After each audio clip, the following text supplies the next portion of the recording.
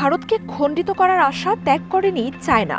বেইজিংয়ের কাছে এখনও অরুণাচল প্রদেশ জাতীয় মূল স্বার্থ, বলছে আমেরিকার প্রতিরক্ষা দপ্তর পেন্টাগনের রিপোর্ট।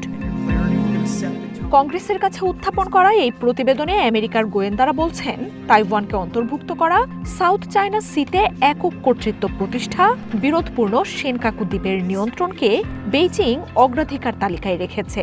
সেখানেই ভারতের অরুণাচল প্রদেশের নামও রেখেছে শি জিনপিং সরকার। পেন্টাগন বলছে, অরুণাচল প্রদেশের ব্যাপারে কোনো সমঝোতা বা ছাড় দেওয়ার সম্ভাবনাও নেই। 2049 সালের মধ্যে চায়নার মহান পুনর্জাগরণ অর্জনের লক্ষ্যে এসব অঞ্চল একীভূত করাকে অগ্রাধিকার তালিকায় রেখেছে শি জিনপিং সরকার। পুনর্জাগরণের মাধ্যমে চায়না নতুন এক বৈশ্বিক উচ্চতা অর্জন করবে। এমন এক সামরিক বাহিনী গড়ে তোলা হবে যারা সব যুদ্ধে লড়াই ও জয় অর্জনে সক্ষম। এই বাহিনী বেইজিংয়ের সার্বভৌমত্ব, নিরাপত্তা ও জাতীয় স্বার্থ রক্ষা করবে।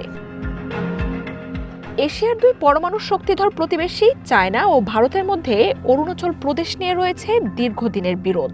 লাইন অফ অ্যাকচুয়াল কন্ট্রোল ঘিরে বেইজিংয়ের তৎপরতার দিকে নজর রয়েছে দিল্লির।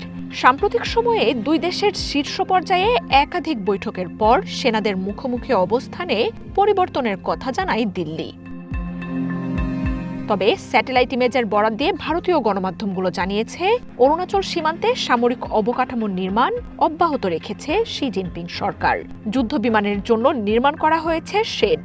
অরুণাচলের এক তরুণীকে চায়নার বিমানবন্দরে হেনস্থার অভিযোগেও সম্প্রতি বেইজিং দিল্লির সম্পর্কে আবারও উত্তেজনা দেখা দেয়। অরুণাচলকে নিজেদের অংশ হিসেবে দাবি করে চায়নার পররাষ্ট্র মন্ত্রণালয়ও। মার্জিয়া উপমা, ওয়ান ইন্টারন্যাশনাল ডেস্ক।